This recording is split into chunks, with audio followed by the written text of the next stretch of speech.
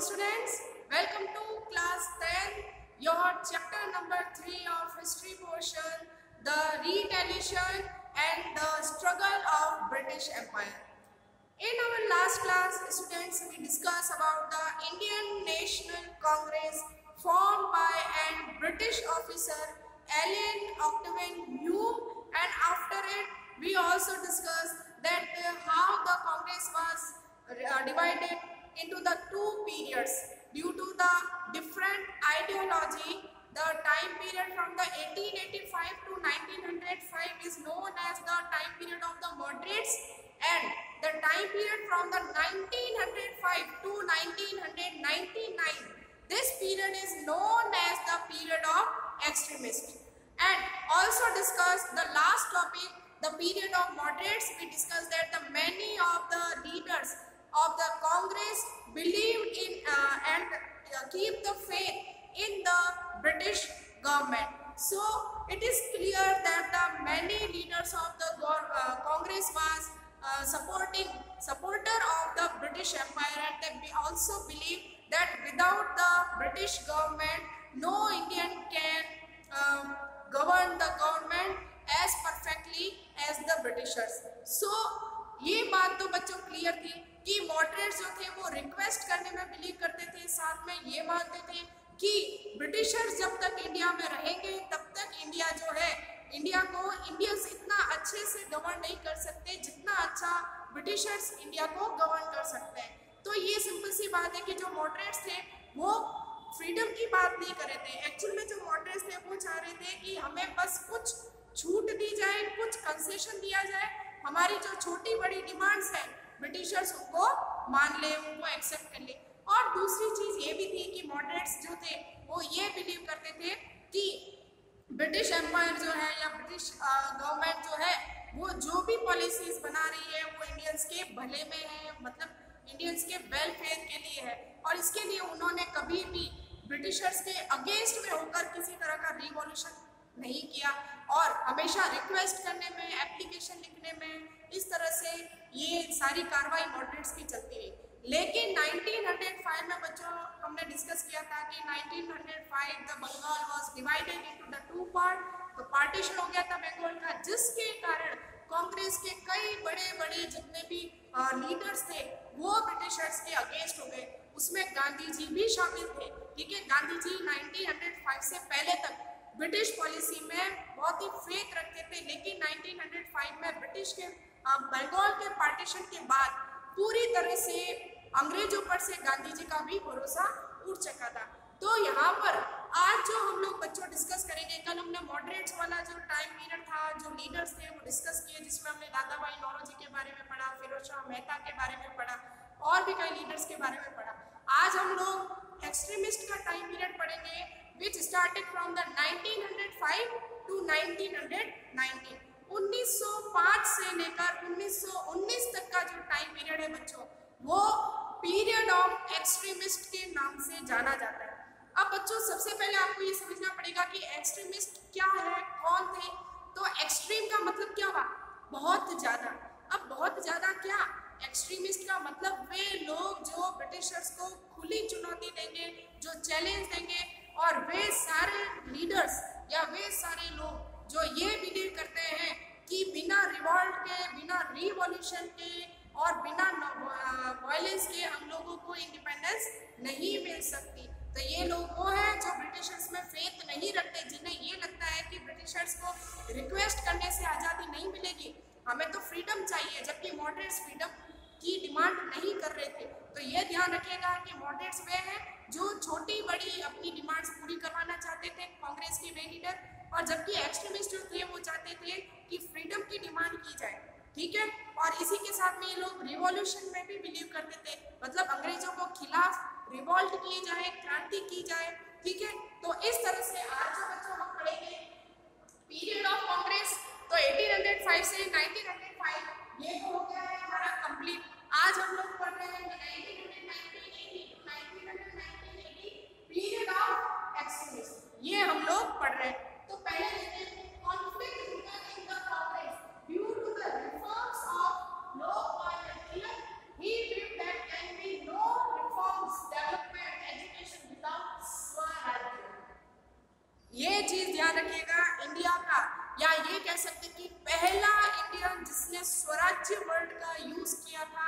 के लिए वो लोकमान्य तिलक थे, कांग्रेस के मेंबर थे, और इन्होंने ये डिमांड रखी थी कि जो ब्रिटिशर्स हैं जब तक वो भारत में रहेंगे तब तक ना तो इंडिया के अंदर रिफॉर्म्स हो सकते हैं, मतलब सुधार हो सकते हैं, ना ही कंट्री डेवलपमेंट कर पाएगी, ना ही एजुकेशन होगी। कब तक? जब तक स्वराज्य नहीं मिल जाता। अब स्वराज्य का मतलब खुद का राज, ब्रिटिशर्स को भारत से निकाला जाए और इंडियंस जो है वही इंडिया को गवर्न करेंगे, ये डिमांड तिलक ने रखी थी। ठीक है, इसी के साथ में बच्चों आपको ध्यान रखना है कि तिलक के साथ में और भी कई सारे लीडर्स थे जो एक्सट्रीम आइडियोलॉजी को बिलीव करते थे, मतलब इनको सपोर्ट करते थे, जिनको लाल, बाल और पाल के नाम से जाना जाता है। तो लाल का मतलब लाला लाजपत राय, पाल का मतलब विपिन चंद्र पाल, और तिलक हम लोग बाल गंगाधर तिलक जो है हम पढ़ ही रहे हैं। ठीक है, तो तिलक, Vipin Chandra Pal, Aurobindo Ghosh, Lala Lajpat Rai, leader of the extremist. ये ध्यान रखिएगा, कई बार बच्चों क्वेश्चन पूछा जाता है, name the leader of the extremist in the national Congress, और कई बार आपको मॉडरेट्स लीडर के नाम भी पूछ लिए जाएंगे। तब आपको समझ में आ गया होगा कि एक्सट्रीमिस्ट कौन थे। इसके अलावा देखिए, they believe in the redeveloping imported goods, adopting Indian goods, nationalized education and सत्याग्रह, ये ध्यान रखिएगा। अब ये ब्रिटिशर्स के अगेंस्ट में थे तो कुछ चीजों में बिलीव करते थे। इनका कहना था कि सबसे पहली चीज हमको इम्पोर्टेड मतलब विदेशों से आने वाले सामान का बहिष्कार करना चाहिए। ठीक है, मतलब हमको कोई भी ऐसा सामान कमोडिटी यूज नहीं करनी चाहिए जो इंग्लैंड से, जो विदेश से आ रही है। दूसरा, इंडियन गुड्स, भारतीय या देश में बनने वाले जो प्रोडक्ट्स हैं उनका यूज किया जाए। और इसी के साथ में नेशनल लेवल पर एजुकेशन की बात कही थी एक्सट्रीमिस्ट जो लीडर्स थे उन्होंने, और साथ में ही ये बिलीव करते थे सत्याग्रह में। सत्याग्रह बहुत ही डिटेल में बच्चों हम लोग गांधी जी जब पढ़ेंगे इसी चैप्टर में, तब हम लोग बहुत अच्छे से डिटेल में पढ़ेंगे कि सत्याग्रह का मतलब था बिना लड़े अपनी डिमांड मनवा लेना, ये सत्याग्रह था। तो इसके बारे में हम लोग आगे डिस्कस करेंगे। तो ये था बच्चों इंडियन नेशनल कांग्रेस। ब्रिटिशर्स के दिमाग की उपज थी, ब्रिटिशर्स चाहते थे कि किसी तरह का रिवॉल्ट आगे वापस भारत में ना हो। इसके लिए जरूरी था कि भारतीयों के, इंडियंस के दिमाग में, माइंड में क्या चल रहा है उसको पता किया जाए। इसीलिए नेशनल लेवल पर एक प्लेटफॉर्म था जहां पर इंडिया के बड़े बड़े लीडर्स अपने मन की बात, अपना जो गुस्सा था वो पहले ही जाहिर कर सकते थे। ठीक है, और इसी के साथ में नेशनल कांग्रेस को इंडिया का सेफ्टी वॉल्व भी कहा गया, जो मैं आपको एक एग्जांपल से बता चुकी हूँ। प्रेशर कुकर का मैंने आपको एक एग्जांपल दिया। आज इसके आगे हम लोग अब इंडिया के अंदर कांग्रेस के बनने के बाद बच्चों ध्यान रखिएगा कि कांग्रेस ने इंडिया में नेशनल लेवल पर समय समय पर, टाइम टू टाइम बड़े बड़े रिवॉल्ट शुरू कर दिए थे, जगह जगह आंदोलन शुरू किए थे। इन कुछ रिवॉल्यूशंस में से, इन कुछ मूवमेंट्स में से हम खास मूवमेंट्स जो पढ़ेंगे जो स्टार्ट होते हैं आपके 1919 से लेकर 1947 टिल इंडिपेंडेंस तक इंडिया में कौन कौन से फेमस मूवमेंट्स चलाए गए, कौन कौन से रिवॉल्ट हुए, वो सारा हम लोग पढ़ेंगे। तो भारत के जो या इंडिया के जो फेमस मूवमेंट्स थे वो हम डिस्कस करेंगे, जिसमें सबसे पहला मूवमेंट था वो था होम मूवमेंट। ठीक है, अब देखिए बच्चों, ये होम रूल मूवमेंट जो है, होम रूल बेसिकली इंडिया का मूवमेंट नहीं था, ये एक इंस्पिरेशन थी जो बाहर के विदेशी देशों से, इंग्लैंड से ही ली गई थी। ठीक है, अब ये समझिए कि यूरोपियन कंट्रीज के अंदर ऐसी कई सारी होम रूल लीग बनी हुई थी जो उस देश में रहने वाले लोगों में नेशनलिज्म और फ्रीडम की इंस्पिरेशन लोगों में भरते थे। तो उसी से इंस्पायर होकर यहाँ पर हम लोग बात करेंगे 1915 AD Mrs any Besant gave idea of forming home rule league। तो यहाँ पर 1915 के अंदर मिसेस एनी बिसेंट स्कॉटलैंड की रहने वाली थी। बाद में जब ये भारत आई, इंडिया आई, तो यहीं पर इनको इंडिया का कल्चर बहुत अच्छा लगा, तो यहाँ पर ये बाद में यहीं पर डिसाइड हो गई, मतलब यहीं पर इन्होंने रहना शुरू कर दिया। और यहाँ पर रहते रहते एनी बिसेंट जो है वो लोकमान्य बाल गंगाधर तिलक के कांटेक्ट में आई और उनसे बहुत ज़्यादा इन्फ्लुएंस भी हुई। जो बाल गंगाधर तिलक थे उनका इनके ऊपर बहुत ही गहरा प्रभाव था, उनके विचारों का। तो एनी बिसेंट ने सबसे पहले ये आइडिया दिया था कि इंडिया के अंदर भी होम रूल लीग जो है वो बनाई जाए। तो एनी बिसेंट के आइडिया पर ही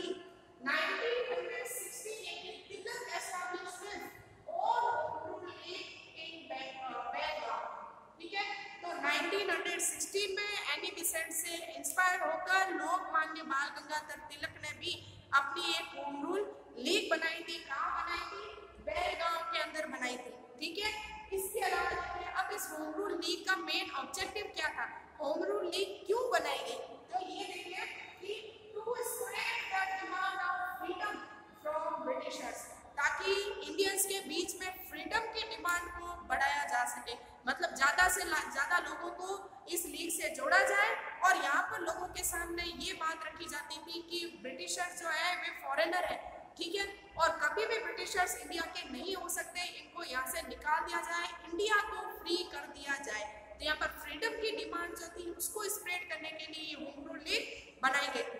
अब बच्चों यहाँ से बहुत ही इंपॉर्टेंट आपका क्वेश्चन बन सकता है एनी बेसेंट को लेकर और तिलक को लेकर, दोनों का ही टाइम पीरियड पूछा जा सकता है आपसे कि होम रूल लीग तिलक ने कब बनाई और एनी बेसेंट ने कब बनाई, ठीक है। आगे हम लोग बात करेंगे पॉलिटिकल मूवमेंट फ्रॉम 1919 टू 1947। 1909 का ईयर अगर हम बच्चों बात करें इंडियन हिस्ट्री के अंदर एक बहुत ही कह सकते हैं कि उथल पुथल वाला टाइम पीरियड रहा। ऐसे बड़े बड़े कह सकते हैं कि रिवॉल्यूशन, छोटे बड़े मूवमेंट्स इंडिया के अंदर नेशनल लेवल पर चलाए गए, जिनका इफेक्ट इंडिया की फ्रीडम फाइट स्ट्रगल पर भी हमको देखने को मिलता है। तो 1919 से लेकर 1947 तक इंडिया में क्या क्या हुआ वो सारा अब हम कंटिन्यू स्टेप बाय स्टेप पढ़ेंगे। तो सबसे पहले अगर हम 1919 की बात करें, 1919 की बात करें, तो यहाँ पर हम सबसे पहला जो पढ़ेंगे वो पढ़ेंगे रोलैंड एक्ट। बच्चों क्या था पहले मैं आपको समझा देती हूँ, फिर बोर्ड पे पढ़ेंगे। रोलैंड एक्ट ये एक्ट था, ब्रिटिशर्स ने फर्स्ट वर्ल्ड वॉर के समय या फर्स्ट वर्ल्ड वॉर से पहले इंडियन से ये प्रॉमिस किया था कि अगर इंडियंस आर्मी इंग्लैंड को या ब्रिटिशर्स को सपोर्ट करेगी तो फर्स्ट वर्ल्ड वॉर के खत्म होने के बाद में ब्रिटिशर्स इंडिया को कॉन्स्टिट्यूशन बनाने के लिए कह सकते हैं कि उसका ऑर्डर देंगे, मतलब भारतीयों को इंडियन ब्रिटिश गवर्नमेंट में जो है वो कुछ पद दिए जाएंगे और बाद में इंडिया का कॉन्स्टिट्यूशन बनाने में के लिए भी ये लोग सपोर्ट करेंगे।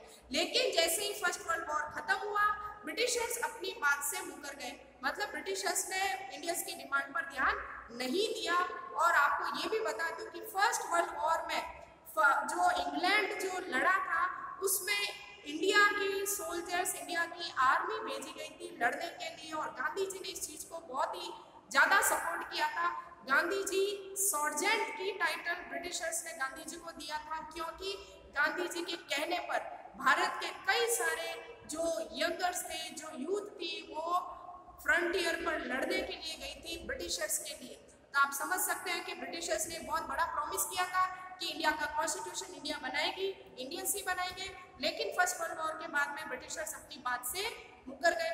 इसी कारण बाद में 1919 के अंदर यहाँ पर एक एक्ट या एक कमेटी ब्रिटिशर्स ने बनाई थी, जिसको लीडर जो था या जिसका चेयरपर्सन था उसका नाम था सिडनी रोलेट। सिडनी रोलेट ने 1919 में अपनी रिपोर्ट जो थी वो ब्रिटिश गवर्नमेंट के सामने रखी। इस रिपोर्ट में ये कहा गया कि शक के बुनियाद पर, शक मतलब डाउट की बुनियाद पर किसी भी रिवॉल्यूशनरी को ब्रिटिश गवर्नमेंट अरेस्ट कर सकती है, और उसके बदले में ना तो वो रिवॉल्यूशनरी किसी तरह का आर्गुमेंट कर सकता है और ना ही अपना कोई लीगल एड मतलब अपना वकील कर सकता है, ना अपनी सफाई में कुछ कह सकता है। तो जरा बच्चों ये सोचिए कि जो काम आपने किया ही नहीं है उस पर सिर्फ शक की बुनियाद पर या आप पर डाउट के बेस पर अगर आपको अरेस्ट कर लिया जाए तो क्या होगा। तो इस तरह से ये बहुत ही अनजस्ट लॉ था। इंडिया में इसका विरोध किया गया और इसको ब्लैक लॉ कहा जाता है। ये जरूर ध्यान रखिएगा, इसे काला कानून कहा गया, क्योंकि आज भी आप देखिए दुनिया का कोई भी कानून उठा के देख लीजिए बच्चों, किसी भी गवर्नमेंट, किसी भी कॉन्स्टिट्यूशन में ये नहीं लिखा है कि आप ओनली किसी को डाउट के बेस पर उसको आप अरेस्ट तो कर ही रहे हो, साथ में आप ना तो वो अपना वकील कर पा रहा है ना वो अपना आर्गुमेंट कर पा रहा है, तो इसको ब्लैक लॉ कहा गया। अब देख लेते हैं Rowlatt act. After first world war economic exploitation, strict restrictions on the press were introduced by Britishers. इसी के साथ में रोलेट एक्ट जो था, या ये कह सकते हैं फर्स्ट वर्ल्ड वॉर के बाद में प्रेस पर अंग्रेजों ने पूरी तरह से पाबंदी लगा दी थी। अब प्रेस या ये कह दीजिए जो न्यूज़पेपर मैगजीन छपती थी उसमें ब्रिटिशर्स के अगेंस्ट में कोई भी प्रेस कुछ भी नहीं लिख सकती थी, मतलब अंग्रेज अगर कुछ गलत कर रहे हैं तो भी आप अपनी प्रेस में, अपने न्यूज़पेपर में उसे नहीं लिख सकते। इसी के साथ में आप देख रहे हैं British form the committee leadership of the Sydney Rowlatt in the 1917 में ब्रिटिशर जो थे उन्होंने एक कमेटी बनाई। कमेटी का चेयरपर्सन था रोलेट या सिडनी रोलेट पूरा नाम था।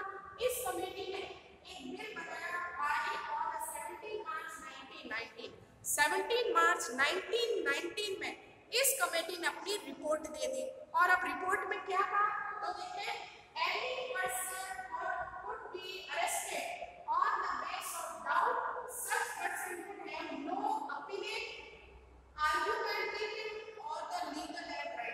शक के बेस पर, डाउट के बेस पर किसी भी इंडियन रिवॉल्यूशनरी को अरेस्ट किया जा सकता है और बदले में ना तो वो आर्ग्यूमेंट करेगा, ना ही अपनी अपील कर सकता है, मतलब ना तो वो कोर्ट में जा सकता है और ना ही अपना वकील कर सकता है। ठीक है, तो कहने का मतलब अगर आप एक बार अरेस्ट हो चुके हो या कोई रिवॉल्यूशनरी एक बार अरेस्ट हो चुका है तो इसका मतलब ब्रिटिश गवर्नमेंट जो चाहे उसके साथ कर सकती है। ठीक है, तो ये था Rowlatt act, this bill called the black law. ये आप जरूर ध्यान रखिएगा बच्चों, इसे ब्लैक लॉ कहा गया, काला कानून का नाम दिया गया था। ये क्वेश्चन कई बार पूछा जा चुका है बोर्ड के अंदर, तो आप इसको इम्पोर्टेंट टिक कर सकते हैं। अब हम आते हैं अपना एक बहुत ही मोस्ट इम्पोर्टेंट टॉपिक है बच्चों आपका the Jallianwala Bagh massacre. Time period है 1990, 13 अप्रैल 1919। अब आपको उससे वापस मैं थोड़ा बैक ले जाऊंगी। रोलेट एक्ट 1919 के अंदर पास हो गया, पूरी कंट्री के अंदर इसका विरोध हो रहा था, पंजाब में भी इसका विरोध किया गया। लोग यहाँ पर रोलेट एक्ट को प्रोटेस्ट कर रहे थे, रोलेट एक्ट के अगेंस्ट में बड़ी बड़ी डेमोन्स्ट्रेशन हो रहे थे, लोग सड़कों पर उतरे हुए थे। इसीलिए ब्रिटिशर्स ने 1919 के अंदर जगह जगह पर पंजाब में भी और अमृतसर के अंदर भी कर्फ्यू लगा दिया था, धारा 144 जिसको हम लोग कहते हैं। ठीक है, तो यहाँ पर जो है अमृतसर की हम लोग बच्चों बात कर रहे हैं। जलियांवाला बाग जो है अमृतसर के अंदर एक जगह है, एक बाग है, सिंपल सा आप लोग पढ़ ही रहे नाम, लेकिन इस बाग के चारों तरफ जो थी ऊंची ऊंची दीवारें थी और इस बाग में आने जाने के लिए सिर्फ एक ही रास्ता था जहां से एक बार में एक आदमी ही आ जा सकता है, मतलब बहुत ही छोटा, इसका जो एंटर गेट था बहुत ही छोटा था।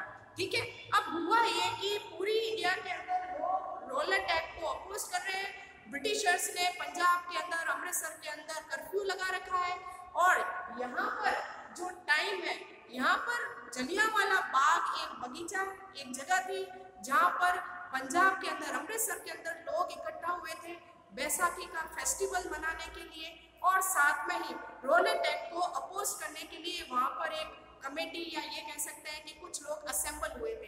ठीक है, तो समझ सकते हैं आप कि कुछ लोग जो है यहाँ पर एटलीस्ट 20,000 जो थे पीपल्स, वुमेन, जो वुमेन्स थी, चिल्ड्रंस थे, ये सब लोग इकट्ठे हुए थे, औरतें भी थी, बच्चे भी थे और जेंट्स भी थे। ठीक है, अब यहाँ पर कुछ लोग जो थे ये कुछ फेस्टिवल मनाने के लिए आए थे, बैसाखी का फेस्टिवल था, लेकिन इतने सारे लोगों को जब ब्रिटिशर्स ने इकट्ठा हुआ देखा, असेंबल हुआ देखा, तो उन्हें ये लगा कि जरूर ब्रिटिशर्स के अगेंस्ट में, हमारी ब्रिटिश गवर्नमेंट के अगेंस्ट में कोई बहुत बड़ी प्लानिंग चल रही है। इसीलिए यहाँ पर जनरल डायर को भेजा गया और साथ में एक छोटी सी आर्मी की टुकड़ी भी जनरल डायर अपने साथ लाया था। जनरल डायर ने वहाँ पर कंडीशन को ऑपरेट नहीं किया, या ये कह सकते हैं कि ऑब्जर्वेशन किए बिना ही जनरल डायर बाहर से उस बाग के अंदर एंटर हुआ और सीधा शूट आउट करने का, फायर करने का ऑर्डर दे दिया। जैसे ही फायर करने का ऑर्डर दिया, जितने भी आर्मी की जो टुकड़ी जनरल डायर के साथ आई थी, बाग को चारों तरफ से घेर लिया गया और गोलियां चला दी गई। ऐसा कहते हैं कि कम से कम थाउजेंड्स पीपल जो थे वो इस जलियांवाला बाग मैसेकर में मारे गए। लेकिन ब्रिटिश ऑफिशियल्स ने अपने रिकॉर्ड में ये लिखा कि 397 लोग ही मारे गए। ठीक है, जबकि ये रिपोर्ट बिल्कुल गलत थी। बाद में इंडियंस की डिमांड पर जनरल डायर पर केस चलाया गया, लेकिन बाद में जनरल डायर को ये कह के छोड़ दिया गया कि उसने देश की, या ये कह सकते हैं कि ब्रिटिश गवर्नमेंट की रक्षा के लिए जो है ये बहुत ही अच्छा कदम उठाया था। और बाद में आपको ये भी बता दूं बच्चों कि जनरल डायर को इसके बदले में बहुत ही ज़्यादा कह सकते हैं कि सम्मान दिया गया। तो इस तरह से ये जलियांवाला बाग मैसेकर जो था, आप देख सकते हैं कि किस तरह से लोग जो बैसाखी का फेस्टिवल मनाने के लिए उस बाग में इकट्ठे हुए थे, छोटे छोटे बच्चे, औरतें और कई सारे लोग उसमें थे, और उनके ऊपर बिना सोचे समझे जनरल डायर ने जो है वो फायर करने का ऑर्डर दे दिया। और 1000 लोग मारे गए। लेकिन उसके बाद में भी जनरल डायर जो है उसे इस चीज का एहसास नहीं था कि उसने जो किया वो गलत था। ठीक है, तो ये जलियांवाला बाग मैसेकर, बच्चों डेट ध्यान रखिएगा 13 अप्रैल 1990 assembly was organized to protest against the Rollehead. General Dyer entered the assembly and ordered open fire on public. According to the British, 379 people were killed, but according to the Indian leaders, thousands people were killed. ये ध्यान दीजिएगा बच्चों आप लोग कि जो Jallianwala Bagh massacre पूरा एक टॉपिक आपसे पूछा जाता है, 4 मार्क्स का क्वेश्चन यहाँ से बन के आता है जिसमें आपको पूरा इंसिडेंट को डिस्क्राइब करना होता है। तो यहाँ ध्यान रखिएगा 13 अप्रैल 1919 की बात है। यहाँ पर जलियांवाला बाग अमृतसर के अंदर एक जगह है जहाँ पे लोग असेंबल हुए थे, लगभग 20,000 पीपल थे। जनरल डायर वहाँ पहुंचा और उसने वहाँ पर फायर करने का ऑर्डर दे दिया, जिसमें ब्रिटिशर्स के अकॉर्डिंग 379 लोग मारे गए, लेकिन एक्चुअल के अंदर 1000 से भी ज़्यादा लोग जो थे इस मैसेकर में मारे गए थे। और इसी मैसेकर के बाद में गांधी जी ने जो है पूरी तरह से वो ब्रिटिशर्स के अगेंस्ट हो चुके थे, और अब गांधी जी जो किसी समय में ब्रिटिशर्स को सपोर्ट कर रहे थे वो ब्रिटिशर्स के अगेंस्ट हो गए। आगे हम लोग बात करेंगे बेटा बच्चों खिलाफत मूवमेंट की। ठीक है, अब खिलाफत मूवमेंट क्या था? एक्चुअल के अंदर खिलाफत मूवमेंट जो है वो टर्की के अंदर, जब फर्स्ट वर्ल्ड वॉर के अंदर टर्की जो है हार गया था, ठीक है, तो इसके बदले में ब्रिटिश या इंग्लैंड जो है इन्होंने टर्की के अंदर जो खलीफा होते थे, अब टर्की में खलीफा का मतलब है कि आपको ये बता दें बच्चों की खलीफा जो है पूरी दुनिया में जो टर्की के खलीफा होते थे वो पूरी वर्ल्ड के अंदर मुस्लिम कम्युनिटी के सबसे सुप्रीम रिलीजियस हेड माने जाते थे, धर्म के, या ये कह सकते कि मुस्लिम रिलीजन के रिलीजियस लीडर थे। ठीक है, लेकिन इसके अंदर हम देखते हैं कि टर्की के खलीफा का जो पोस्ट था वो अंग्रेजों ने डिसमिस कर दिया, मतलब खलीफा को उसके पद से हटा दिया गया। ये खलीफा जो पद था उसको अंग्रेजों ने हमेशा के लिए खत्म कर दिया। तो पूरे वर्ल्ड के अंदर और स्पेशली टर्की के अंदर लोग इसके अगेंस्ट में खड़े हो गए और अपोज करने लगे। ठीक है, जिसका असर इंडिया पर भी हुआ, और इंडिया के अंदर जो इंडियन मुस्लिम्स थे उन्होंने भी इस खलीफा मूवमेंट को इंडिया में स्टार्ट किया। तो बेसिकली खिलाफत मूवमेंट का रिलेशन टर्की से है, लेकिन इंडिया में रहने वाले मुस्लिम जो लीडर्स थे, जो इंडियन मुस्लिम थे, उन्होंने भी इस खिलाफत मूवमेंट को इंडिया में सपोर्ट किया खलीफा के लिए। ठीक है, तो यहाँ देखेंगे खिलाफत मूवमेंट 17 अक्टूबर 1919। तो ये मूवमेंट जो है वो कब स्टार्ट हुआ? 17 अक्टूबर 1919 को, organized by the Indian Muslims in the honour of Khalifa of Turkey. अब ये जो इंडियन मुस्लिम थे इनको अली ब्रदर्स के नाम से जाना जाता है, जिसमें से एक का नाम था शौकत अली। ठीक है, तो ये दोनों अली ब्रदर्स थे जिन्होंने इंडिया के अंदर ये खिलाफत मूवमेंट को लीड किया था। खिलाफत मूवमेंट किसके लिए हुआ? In the honour of Khalifa of Turkey. Turkey के खलीफा के सम्मान में ये खिलाफत मूवमेंट इंडिया में भी चलाया गया। एंड खिलाफत day was celebrated in the country on 7 अक्टूबर 1919। और इसीलिए 7 अक्टूबर को खिलाफत डे जो है वो पूरे देश में सेलिब्रेट किया गया। गांधी जी पार्टिसिपेट किए और गांधी जी ने भी इस खिलाफत मूवमेंट में पार्टिसिपेट किया। And he written the title of order of Kesari Hind. ये ध्यान रखिएगा, मोस्ट इंपॉर्टेंट क्वेश्चन बन जाता है कि गांधी जी ने अपना जो टाइटल था, जिसका या जो अपना सम्मान था जो अंग्रेजों ने इनको दिया था, और केसरी हिंद की उपाधि अंग्रेजों ने गांधी जी को दी थी, लेकिन खिलाफत मूवमेंट के सपोर्ट में गांधी जी ने अपना ये जो ऑनर था ये अंग्रेजों को वापस लौटा दिया। और यहीं से इंडिया के अंदर शुरू होती है कि जब भी आगे हम लोग ये मूवमेंट पढ़ेंगे तो आप देखेंगे बड़े बड़े नेता जिनको अंग्रेजों ने कभी कोई न कोई ऑनर, कोई न कोई टाइटल दिया था, सारे लीडर्स ने अपना टाइटल्स जो है अंग्रेजों को रिटर्न करना शुरू कर दिया। ठीक है, तो यहाँ पर देखिए movement ended with the treaty of Sevres. अब यहाँ पर ये मूवमेंट खत्म कब हुआ? जब टर्की के साथ में ब्रिटिशर्स ने या अंग्रेजों ने में सर्वे की संधि हो गई थी। जब सर्वे की ट्रीटी हो गई तो ये मूवमेंट खत्म हो गया। अब इस ट्रीटी में क्या कहा गया, टर्की वाज डिवाइडेड, जो टर्की था उसको दो भागों में बांट दिया गया, मतलब देश के टुकड़े कर दिए गए। दूसरा, डिक्लेयर्ड अ डेमोक्रेटिक नेशन, और साथ में ही टर्की जहाँ पर कभी मोनार्क सिस्टम था वहाँ पर डेमोक्रेटिक सिस्टम अप्लाई हो गया। And post of Khalifa was abolished, और खलीफा की जो पोस्ट थी वो टर्की में हमेशा के लिए खत्म कर दी गई। और जैसे ही ये सर्वर्स की ट्रीटी हो जाती है उसी के साथ में ये मूवमेंट भी इंडिया में खत्म हो जाता है। अब हम लोग बात करेंगे एक बहुत ही मोस्ट इम्पोर्टेंट टॉपिक है बच्चों आपका, नॉन कोऑपरेशन मूवमेंट 1920 से 1922 के अंदर। अब मैं अभी आपको बता चुकी हूँ कि इंडिया में नेशनल लेवल पर जितने भी बड़े मूवमेंट चले थे वो सारे मूवमेंट कांग्रेस की लीडरशिप में हुए, ठीक है। तो नॉन कोऑपरेशन जो मूवमेंट था इसका ऑर्डर कांग्रेस ने 1920 में पास कर दिया, और इस मूवमेंट की लीडरशिप गांधी जी ने की। और गांधी जी की लीडरशिप में गांधी जी ने एक ही बात कही थी कि ये जो मूवमेंट है पूरी इंडिया में चलाया जाए, लेकिन नॉन वायलेंस को ध्यान में रखा जाए, मतलब कहीं पर भी किसी तरह की मारपीट, हत्या या ऐसा कोई गलत काम नहीं होना चाहिए जिससे वायलेंस हो, ठीक है। तो इसी चीज को ध्यान में रखते हुए नॉन कोऑपरेशन मूवमेंट स्टार्ट किया गया। 1920 में स्टार्ट हुआ, 1922 के अंदर खत्म हो गया। अब इस मूवमेंट के अंदर एक्चुअल में क्या क्या कह सकते हैं कि किन किन बातों को अपनाया गया था वो हम लोग देखेंगे। 1920 the Congress pass a resolution to the non cooperation with the unjust government. अब देखिए 1920 में कांग्रेस ने एक बिल पास किया और उसमें ये कहा गया कि नॉन कोऑपरेशन मूवमेंट स्टार्ट किया जाएगा ब्रिटिशर्स के अगेंस्ट में।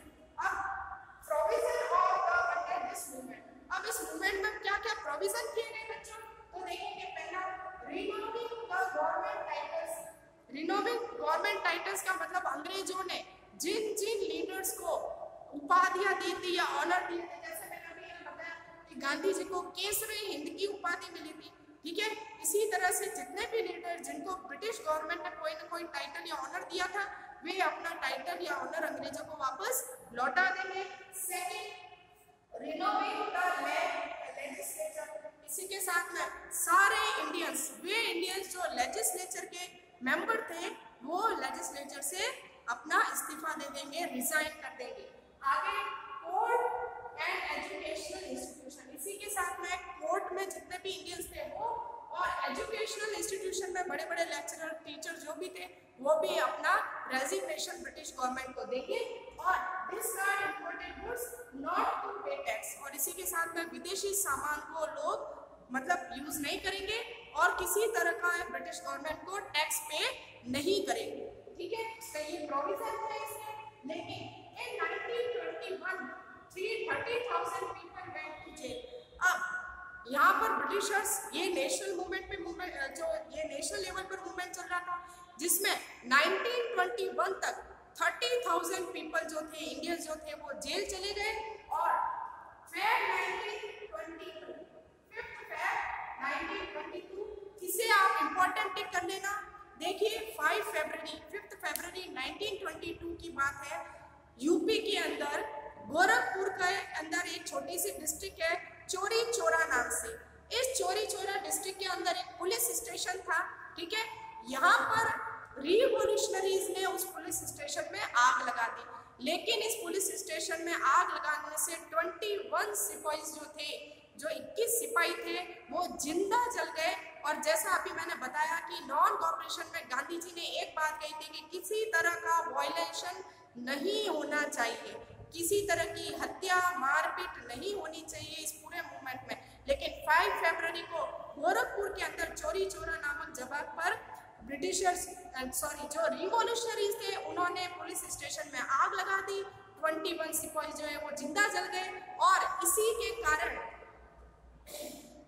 12 फरवरी 1922 Gandhi ji called off this movement, और इसी से नाराज होकर गांधी जी ने, जैसे ही गांधी जी को ये खबर पहुंची 12